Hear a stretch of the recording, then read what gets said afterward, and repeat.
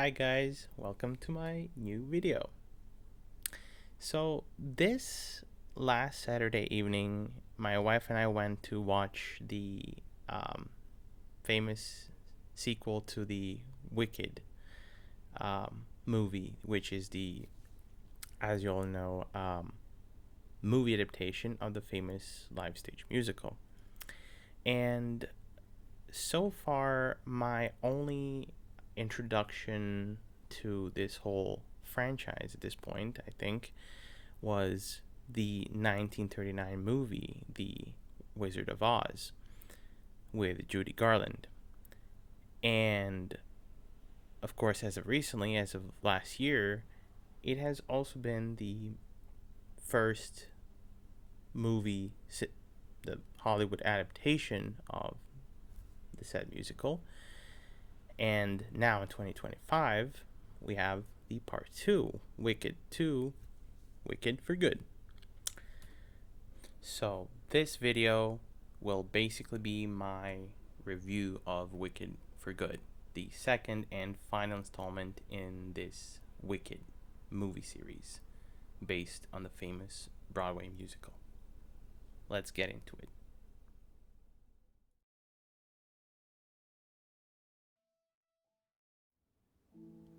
Now, I've been following Elphaba and Glinda's story for a while now, and seeing it play out on the big screen in this final chapter was honestly an experience on its own. And yeah, I know these movies aren't really trying to be perfect with plot continuity, as they're meant to be enjoyed separately, but even so, as someone who really digs these little details, I couldn't help but notice everything.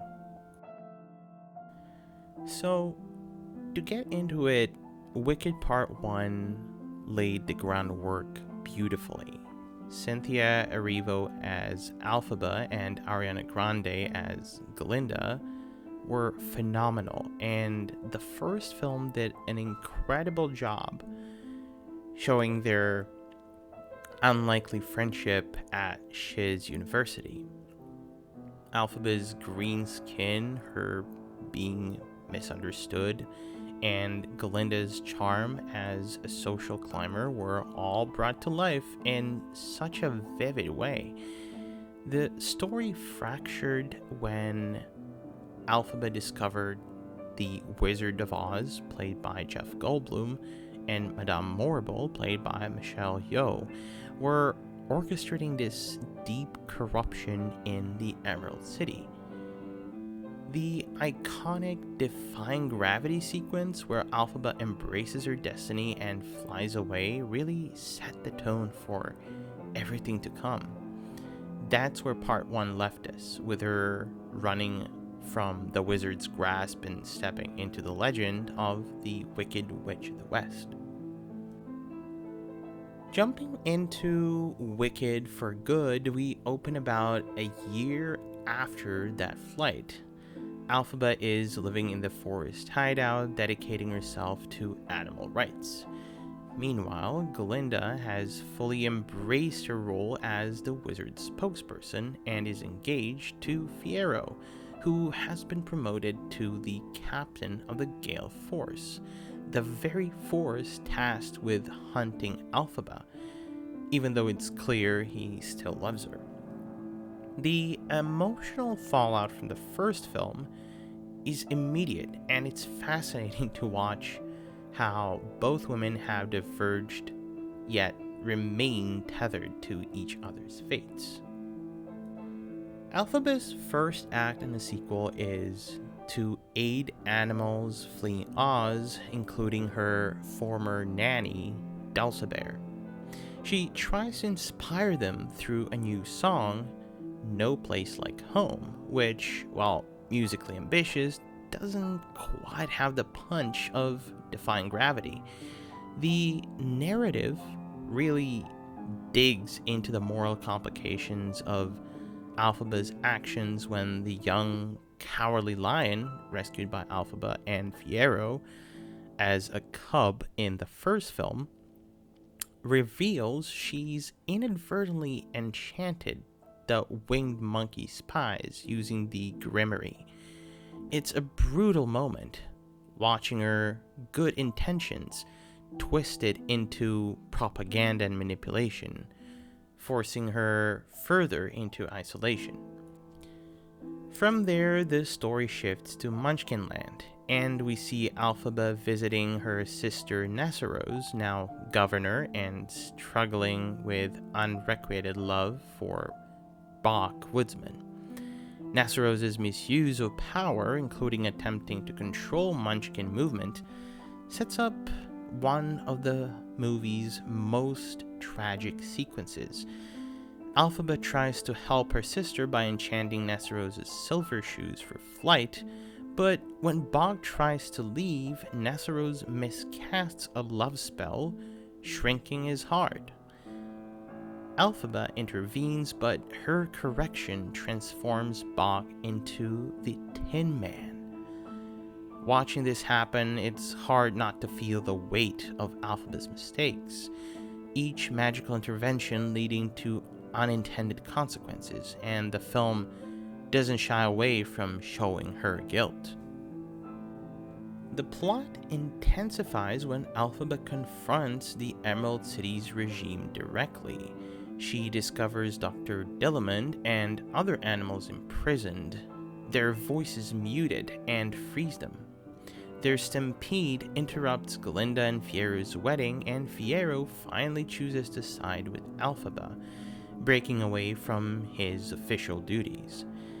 Glinda's heartbreak fuels her vengeful suggestion to the wizard and Morrible, leading to Morrible's meteorological powers conjuring a tornado that not only destroys the Gale family home in Kansas, but kills Nessarose and delivers the enchanted silver shoes to Dorothy Gale, giving a neat nod to the 1939 movie's continuity. The climax is dense and tragic. Elphaba and Fiero share a farewell in the song As Long As You're Mine before Elphaba retreats to Kiamako Castle. She faces Glinda near Nessarose's death scene, and Fiero is beaten while trying to protect her, ultimately being transformed into a scarecrow. The tension is intense. Elphaba, consumed by her failures, embraces the Wicked Witch title in No Good Deed. The wizard then dispatches Dorothy along with Bach, Fiero, and the lion to eliminate her. Meanwhile, Glinda realizes the consequences of her ambition and races to warn her friend. The final confrontation between Elphaba and Dorothy, punctuated by the emotionally loaded for good, is both heartbreaking and triumphant as Elphaba begs Glinda to protect her reputation, leading to the iconic melting scene. But here is the twist. She fakes her death. This is where I found myself conflicted, because seeing her emerge from a trapdoor at Kiamako alive and with Fiero is emotionally satisfying, but it feels a bit like it, undercuts the narrative power of her sacrifice. And also visually, the film is a great win, I think. The production design and cinematography here are absolutely breathtaking, with practical sets adding tangible depth to Oz. Watching Bach's transformation into the Tin Man and Fiero becoming the Scarecrow is a cinematic spectacle at its finest. There is a richness to the visuals that makes the darker tone of the sequel feel very immersive and consequential. The musical score, with its 125-member orchestra, is technically ambitious, but the new songs like No Place Like Home and The Girl in the Bubble don't quite hit the emotional highs of Part 1's musical numbers. Erivo and Grande's performances are stellar, but some of the songs, particularly the climactic ones, feels slightly muted compared to the powerhouse defying gravity and popular from the first film. Continuity-wise, the film does a solid job integrating darker political themes, animal oppression, propaganda, the misuse of power, which link back to the world Dorothy comes from in Kansas. It also does a nice job showing the origin stories of Dorothy's traveling companions. The lion is saved as a cub, Bach becomes a Tin Man, and Fierro turns into the Scarecrow.